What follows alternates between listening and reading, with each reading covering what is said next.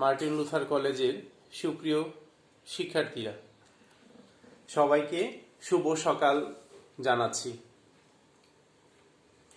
আশা করি সবাই ভালো আছো এবং নিরাপদে আছো। আমাদের নিয়মিত অনলাইন ক্লাসে আমরা যে ক্লাসগুলো নিচ্ছি সেগুলো তোমাদের অংশগ্রহণের মাধ্যমে আরো মুখরিত হবে, এটাই আমরা আশা করি। আমরা অনলাইন ক্লাসের অনেকটুকু সময় পার করে এসেছি। তোমাদের ব্যবসায় সংগঠন ও ব্যবস্থাপনা দ্বিতীয় পত্রের বর্তমানে আমরা চতুর্থ অধ্যায়ে এসেছি। তো এখানে আমাদের যে আলোচনার বিষয়বস্তু সেটি হচ্ছে ম্যাট্রিক্স সংগঠন। আমরা আজকে ম্যাট্রিক্স সংগঠন কাকে বলে এবং ম্যাট্রিক্স সংগঠনের যে বৈশিষ্ট্যগুলো সেগুলো নিয়ে আলোচনা করব। ম্যাট্রিক্স সংগঠন সম্পর্কে তোমাদের আগেও ধারণা দেওয়া হয়েছিল। আজকে আমরা এটা সংজ্ঞা এবং বৈশিষ্ট্যগুলো পড়ব। আশা করি পড়াগুলো তোমরা মনোযোগ সহকারে শুনবে এবং প্রয়োজনীয় বিষয়গুলো লিখে নিবে। আর তোমাদের খালিকুজ্জামান স্যারের বই থেকে যেহেতু পড়ানো হচ্ছে, তোমরা যদি বইটি কাছে রাখো তাহলে তোমাদের পড়াগুলো বুঝতে আরো বেশি সহজ হবে। তাহলে আজকে আমাদের যে আলোচনার বিষয়বস্তু আমরা সেখানে চলে আসি।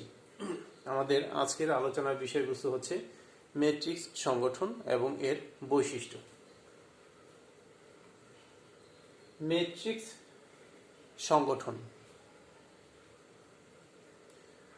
তাহলে ম্যাট্রিক্স সংগঠনটা কি?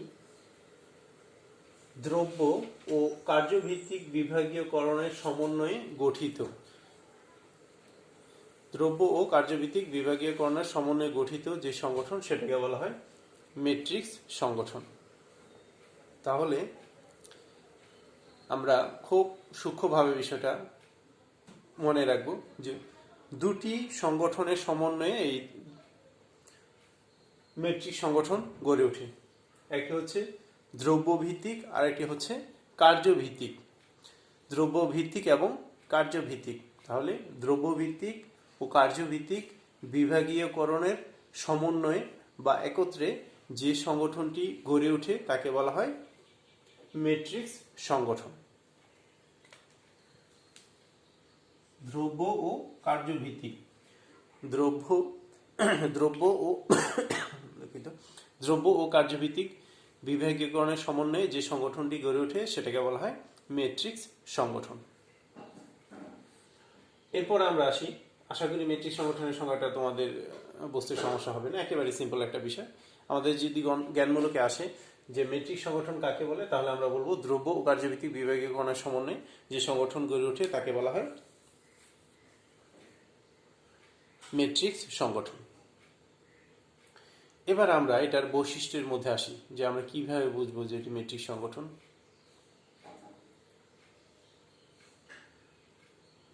দ্রব্য 1 নাম্বার, এখানে আমরা 1, 2, 3, 4, 5, 6টি আমরা বৈশিষ্ট্য লিখেছি। আমরা 6টি বৈশিষ্ট্য পর্যায়ক্রমে আলোচনা করব। দ্রব্য ও কার্যভিত্তিক বিভাগীয়করণের মিশ্রণ। আগের যে সংজ্ঞাটা ছিল সেই সংজ্ঞাটাই কিন্তু এখানে একটি বৈশিষ্ট্য, যেটা বলা হচ্ছে দ্রব্য ও কার্যভিত্তিক বিভাগীয়করণের সমন্বয়ে যে সংগঠন গড়ে ওঠে সেটাকে বলা হয় ম্যাট্রিক্স সংগঠন। তাহলে আমরা বলবো যে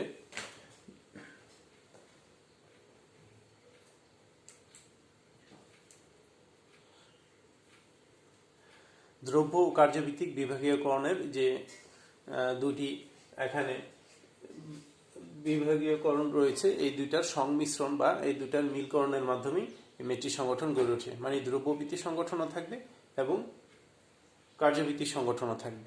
দ্রব্যভিত্তিক ও কার্যভিত্তিক এই দুইটার সমন্বয়ে আমাদের কি হয়? ম্যাট্রিক্স সংগঠন গড়ে ওঠে। তাহলে দ্রব্য ও কার্যভিত্তিক বিভাগীয়করণের সমন্বয়ে এই দুটি সংমিশ্রণ ঘটে বা এই দুটির সমন্বয় ঘটে। এটা হচ্ছে প্রধান বৈশিষ্ট্য। দ্রব্য এবং কার্যভিত্তিক বিভাগীয়করণ দুটোটাই থাকবে। আচ্ছা, 2 নম্বর আমরা পাচ্ছি দু ধরনের ব্যবস্থাপক একসাথে থাকে। যথা কার্যিক ব্যবস্থাপক ও প্রজেক্ট ব্যবস্থাপক। ব্যবস্থাপক মানে কি? ব্যবস্থাপক বলতে আমরা বাংলা যেটাকে বুঝি ম্যানেজার। তাহলে এখানে কি থাকবে? ম্যানেজার থাকবেন। এখানে কয়জন? দুইজন। দু ধরনের ব্যবস্থাপক থাকবে। একজন হচ্ছেন কার্যিক ব্যবস্থাপক, আরেকজন হচ্ছেন প্রজেক্ট ব্যবস্থাপক। কার্যিক ব্যবস্থাপক বলতে বোঝাচ্ছে কি? যিনি যে কাজগুলো রয়েছে সেই কাজগুলো এখানে দেখাশোনা করবেন, মানে ব্যবস্থাপক, ওনার দায়িত্বে থাকবেন। আর প্রজেক্ট ব্যবস্থাপক বলতে বোঝাচ্ছে এই প্রজেক্ট, যদি একটা প্রজেক্ট থাকে সেই প্রজেক্টের যে সামগ্রিক দায় দায়িত্ব সেগুলো ওনার উপরে এসে বর্তায়। তাহলে এখানে আমরা বলবো যে দু ধরনের ব্যবস্থাপক থাকেন, একজন হচ্ছেন কার্যিক ব্যবস্থাপক, আরেকজন হচ্ছেন প্রজেক্ট ব্যবস্থাপক। তাহলে এখানে কিন্তু দুজন ব্যবস্থাপকই একসাথে কাজ করবেন। একজন ব্যবস্থাপক অনুপস্থিত থাকলে কিন্তু সেটাকে আমরা ম্যাট্রিক্স সংগঠন বলতে পারি না, কারণ আমাদের আগে বলা হয়েছে দ্রব্য ও কার্যভিত্তিক বিভাগীয়করণের সমন্বয়ের মিশ্রণ। তাহলে এখানে আমাদের একাধিক ব্যবস্থাপক থাকবেন এবং একাধিক ব্যবস্থাপক তাদের জবাবদিহিতা বা তাদের পরামর্শের সংমিশ্রণের মাধ্যমে এই ম্যাট্রিক্স সংগঠন গড়ে ওঠে। তাহলে আমরা বললাম কি? ব্যবস্থাপক, এখানে একাধিক ব্যবস্থাপক থাকবেন এবং একজন হচ্ছেন কার্যিক ব্যবস্থাপক এবং আরেকজন হচ্ছেন প্রজেক্ট ব্যবস্থাপক। এই কার্যিক ব্যবস্থাপক এবং প্রজেক্ট ব্যবস্থাপক এই দুইয়ের সমন্বয়ের মাধ্যমেই আমাদের ম্যাট্রিক্স সংগঠন গড়ে ওঠে। আর আরেকটি বিষয়, এখানে আমাদের ম্যাট্রিক্স সংগঠন হচ্ছে একটি বিজ্ঞানসম্মত একটি সংগঠন। এরপর আমরা আসি, কার্যিক ব্যবস্থাপকের কাজ হচ্ছে প্রজেক্ট ব্যবস্থাপকের চাহিদা অনুযায়ী। কার্যিক ব্যবস্থাপক, এখানে কিছুক্ষণ আগে আমরা বললাম দুইজন ব্যবস্থাপক থাকেন, একজন কার্যিক ব্যবস্থাপক আর একজন হচ্ছেন প্রজেক্ট ব্যবস্থাপক। তাহলে কার্যিক ব্যবস্থাপকের কাজ কি? কার্যিক ব্যবস্থাপকের কাজ হচ্ছে এই যে প্রজেক্ট ব্যবস্থাপক রয়েছেন, এই প্রজেক্ট ব্যবস্থাপকের চাহিদা অনুযায়ী জনশক্তি, উপায়, উপকরণ ও সেবা সরবরাহ করা। কি পরিমাণে লোক লাগবে, লোক মানে কর্মঠ লোক, যারা কাজ করতে পারে সেই ধরনের লোক, এই জন্য এখানে বলা হচ্ছে জনশক্তি। কাজ বলতে শারীরিক কাজও হতে পারে, মানসিক কাজও হতে পারে। মোট কথা যারা প্রতিষ্ঠানের জন্য সঠিক পরিশ্রম দিতে পারবে, সঠিক শক্তি প্রদান করতে পারবে। উপায়, উপকরণ, বিভিন্ন ধরনের উপায় উপকরণ হতে পারে এবং সেবা সরবরাহ করা, বিভিন্ন ধরনের সেবা, এই সেবা সরবরাহ করা, এগুলো হচ্ছে ব্যবস্থাপকের কাজ। তাহলে বার্ষিক ব্যবস্থাপক কি করে থাকেন?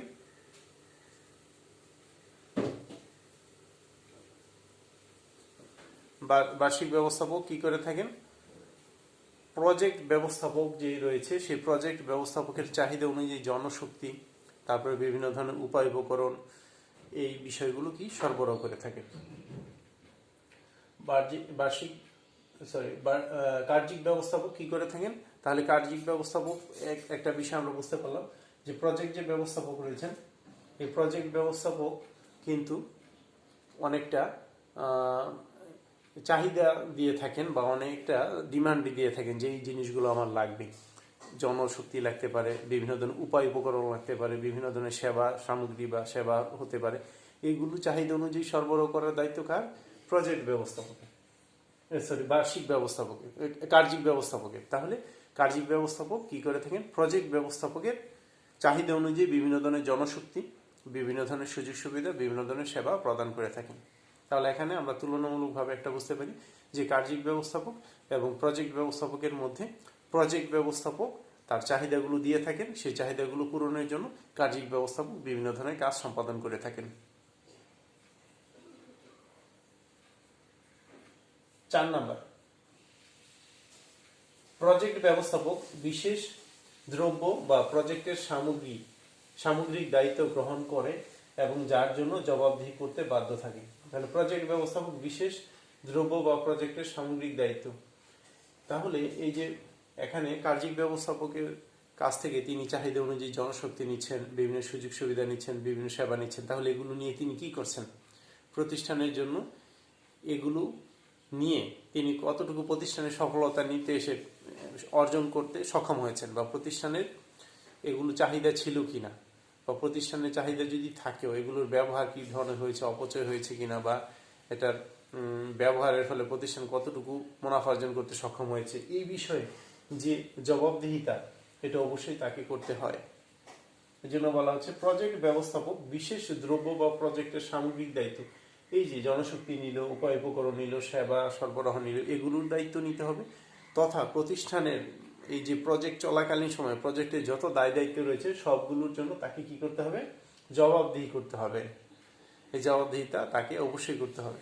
প্রজেক্ট কার্যিক ব্যবস্থাপকের কাছ থেকে চাহিদা অনুযায়ী সে জনশক্তি নিল, সেবা নিল, বিভিন্ন ধরনের সুযোগ সুবিধা নিল, এগুলো নেওয়ার পর তাকে কি করতে হবে, অবশ্যই এগুলোর সঠিক ব্যবহার হয়েছে কিনা সেগুলোর জন্য তাকে অবশ্যই, মানে প্রজেক্ট ম্যানেজারকে সেগুলোর জন্য অবশ্যই জবাবদিহি করতে হবে। তাহলে বলা যেতে পারে কার কাছে জবাবদিহি করতে হবে, অবশ্যই প্রতিষ্ঠানে যারা ঊর্ধ্বতন রয়েছেন তাদের কাছে জবাবদিহি করতে হবে। প্রতিষ্ঠানে যারা নীতি নির্ধারক রয়েছেন, প্রতিষ্ঠানে যারা উচ্চ পর্যায়ে আরও রয়েছেন ব্যবস্থাপকের উপরে, তাদের কাছে অবশ্যই প্রজেক্ট ম্যানেজারকে এই বিষয়গুলো সম্পর্কে জবাবদিহি করতে হবে। এবার আমরা আসি 5 নম্বরে উভয় ধরনের ব্যবস্থাপকের সমন্বয়ে এর সফলতা নির্ভরশীল। এখন আমরা 1 নম্বরে যেটা বলেছিলাম দ্রব্য কার্যভিত্তিক বিভাগীয়করণের সমন্বয়, তাহলে দ্রব্য ও কার্যভিত্তিক বিভাগীয়করণের সমন্বয় যেহেতু হয়েছে, তাহলে অবশ্যই দুই ধরনের ব্যবস্থাপকের সমন্বয়ে প্রতিষ্ঠানের সফলতা আসবে, আবার দুই ধরনের প্রতিষ্ঠানের সমন্বয়হীনতার কারণে প্রতিষ্ঠানের ব্যর্থতাও আসবে। অতএব সেটাই বলা হচ্ছে উভয় ধরনের ব্যবস্থাপকের সমন্বয়ে এর সফলতা নির্ভরশীল, মানে দুটা ব্যবস্থাপক যদি একসাথে কাজ করে তাহলে তাদের সফলতার উপরই প্রতিষ্ঠানের সফলতা নির্ভর করে। এরপর রয়েছে উভয় ব্যবস্থাপকই যার যার কাজের জন্য ঊর্ধ্বতনের কাছে জবাবদিহি করেন। এই যে আমি কিছুক্ষণ আগে বললাম যে কার্যিক ব্যবস্থাপক কি করে থাকেন, প্রজেক্ট ব্যবস্থাপকের চাহিদা অনুযায়ী বিভিন্ন ধরনের শ্রমিক দিয়ে থাকেন বা জনশক্তি দিয়ে থাকেন, তারপরে বিভিন্ন ধরনের সুযোগ সুবিধা বা বিভিন্ন ধরনের সেবা দিয়ে থাকেন। এর জন্য কিন্তু প্রজেক্ট ম্যানেজার এগুলো নিয়েই তিনি এখানে ছাড় পাবেন না, তাকে অবশ্যই তার যে ঊর্ধ্বতন রয়েছে সেই ঊর্ধ্বতনের কাছে জবাবদিহি করতে হবে। এই ক্ষেত্রে শুধু প্রজেক্ট ব্যবস্থাপক না, প্রয়োজনে যে কার্যিক ব্যবস্থাপক রয়েছেন তাকেও জবাবদিহি করতে হবে। এই জন্যই বলা হচ্ছে উভয় ধরনের ব্যবস্থাপকের সমন্বয়ে এর সফলতা নির্ভরশীল। তেমনিভাবে উভয় ধরনের ব্যবস্থাপককে যার যার কাজের জন্য ঊর্ধ্বতনের কাছে জবাবদিহি করতে হয়। তাহলে আমরা আজকে যেটা শিখলাম সেটা হচ্ছে মেট্রিক সংগঠন এবং মেট্রিক সংগঠনের বৈশিষ্ট্য। মেট্রিক সংগঠনটা কি শিখলাম, যে দ্রব্য ও কার্যভিত্তিক বিভাগীয়করণের সমন্বয়ে, যে সংগঠন গড়ে ওঠে তাকে বলা হয় মেট্রিক সংগঠন। আচ্ছা, এখন এই মেট্রিক সংগঠনের বৈশিষ্ট্যগুলো বললাম, যে মেট্রিক সংগঠনের মধ্যে দ্রব্য এবং কার্যভিত্তিক যে বিভাগীয়করণ, এই দুটার সমন্বয়ে এই সংগঠনটি গড়ে ওঠে। এবং এই দ্রব্য কার্যভিত্তিক বিভাগীয়করণের ক্ষেত্রে আমাদের এখানে দুজন ব্যবস্থাপক আমরা পেয়ে থাকি, একজন হচ্ছেন কার্যিক ব্যবস্থাপক, আরেকজন হচ্ছেন কি প্রজেক্ট ব্যবস্থাপক। কার্যিক ব্যবস্থাপক এবং প্রজেক্ট ব্যবস্থাপক দুজনের সমন্বয়ে এই কাজটি সম্পূর্ণ হয়।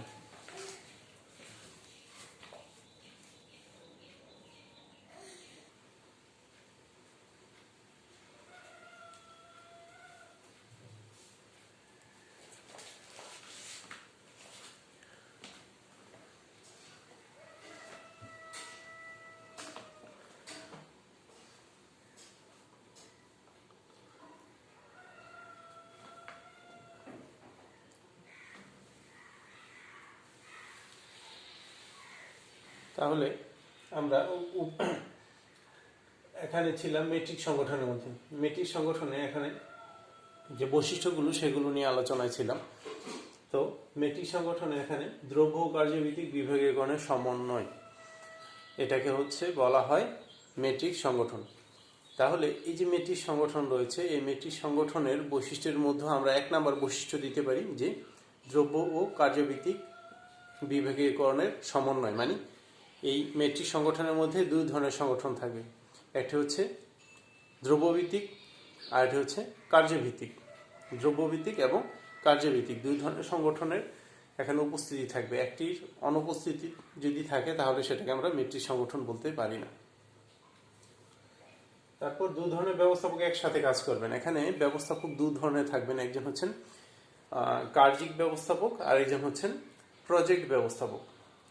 তাহলে দ্রব্য ও কার্যভিত্তিক বিভাগীয়করণের সমন্বয় এখানে হচ্ছে একটি, দ্বিতীয় নাম্বার হচ্ছে এখানে কি থাকবেন, ব্যবস্থাপক মানে ম্যানেজার থাকবেন দুজন, একজন হচ্ছেন প্রজেক্ট ব্যবস্থাপক, আরেকজন হচ্ছেন কার্যিক ব্যবস্থাপক। তাহলে কার্যিক ব্যবস্থাপক এবং প্রজেক্ট ব্যবস্থাপক। এবং পরবর্তীতে আমরা যেটা পেলাম যে কার্যিক ব্যবস্থাপক এবং প্রজেক্ট ব্যবস্থাপকের মধ্যে কে কাকে কি জিনিস চাইতে পারে। তাহলে এখানে যিনি কার্যিক ব্যবস্থাপক, এই কার্যিক ব্যবস্থাপক কি করবেন, চাহিদা অনুযায়ী, কার চাহিদা অনুযায়ী, প্রজেক্ট ব্যবস্থাপকের চাহিদা অনুযায়ী বিভিন্ন ধরনের জনশক্তি, তারপর হচ্ছে বিভিন্ন ধরনের সুযোগ সুবিধা এবং সেবাসমূহ প্রদান করবেন। এই বিষয়গুলো তিনি প্রদান করে থাকেন।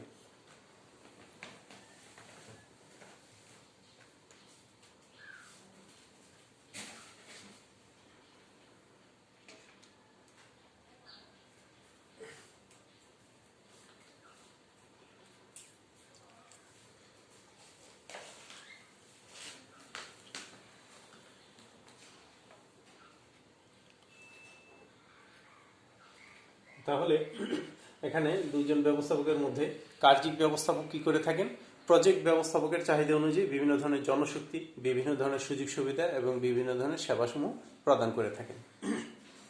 আচ্ছা, এরপর আমরা পেলাম যে প্রজেক্ট ব্যবস্থাপক বিভিন্ন দ্রব্য বা বিভিন্ন সুযোগ সুবিধা বা জনশক্তি এই যে এগুলো গ্রহণ করবেন, এগুলোর জন্য তিনি কি হবেন, জবাবদিহি হবেন। যে কার্যিক ব্যবস্থাপকের কাছ থেকে সে যে জনশক্তি নিল, কার্যিক ব্যবস্থাপকের কাছ থেকে সে যে সুযোগ সুবিধা নিল বা সেবাসমূহ নিল, এগুলোর জন্য একজন প্রজেক্ট ব্যবস্থাপককে তার সামগ্রিক প্রজেক্টের জন্য বা বিভিন্ন ধরনের কার্যক্রমের জন্য তাকে অবশ্যই কী করতে হবে, ঊর্ধ্বতনের কাছে জবাবদিহি করতে হবে। পরবর্তীতে আবার পেলাম উভয় ধরনের ব্যবস্থাপকের সমন্বয়ে সফলতা নির্ভরশীল। যেহেতু আমরা এক নম্বর পেয়েছিলাম দ্রব্য কার্যভিত্তিক বিভাগীয়করণের সংমিশ্রণ, তাহলে এখানে সংমিশ্রণ হলে অবশ্যই, তাহলে সংমিশ্রণে যদি ভালো হয় তাহলে সফলতা আসবে, আর যদি মন্দ হয় তাহলে এখানে ব্যর্থতা আসবে, সেই বিষয়টা এখানে বলা হয়েছে। তারপর হচ্ছে উভয় ব্যবস্থাপকই যার যার কাজের জন্য ঊর্ধ্বতনের কাছে জবাবদিহি করে। তাহলে এখানে যেহেতু আমরা দুজন ব্যবস্থাপক পেয়েছি, একজন হচ্ছে কার্যিক ব্যবস্থাপক আর একজন হচ্ছে প্রজেক্ট ব্যবস্থাপক, তাহলে এই কার্যিক ব্যবস্থাপক এবং প্রজেক্ট ব্যবস্থাপক উভয় কি হবেন, যার যার ঊর্ধ্বতন বা উভয়ের ঊর্ধ্বতন যে রয়েছে তার কাছে তাদের কাজের জন্য অবশ্যই জবাবদিহি হবেন। যে কার্যিক ব্যবস্থাপক কি কাজগুলো করেছেন, তার যে দায়িত্ব ছিল সেই দায়িত্ব অনুযায়ী তিনি জবাবদিহি করবেন, এবং প্রজেক্ট ব্যবস্থাপক সমগ্র প্রজেক্টের কাজের জন্য তিনি জবাবদিহি করবেন। তাহলে এই যে বিষয়গুলো, এই বিষয়গুলোর মাধ্যমে আমরা ধরতে পারি যে মেট্রিক সংগঠনের বৈশিষ্ট্য। তাহলে সুপ্রিয় শিক্ষার্থীবৃন্দ, আশা করি তোমাদের মেট্রিক সংগঠন এবং এর বৈশিষ্ট্য সম্পর্কে স্পষ্ট ধারণা হয়েছে। তোমরা পড়াগুলো ভালো মতো দেখবে এবং সবার সুস্বাস্থ্য কামনা করে আজকে এখানে বিদায় নিচ্ছি।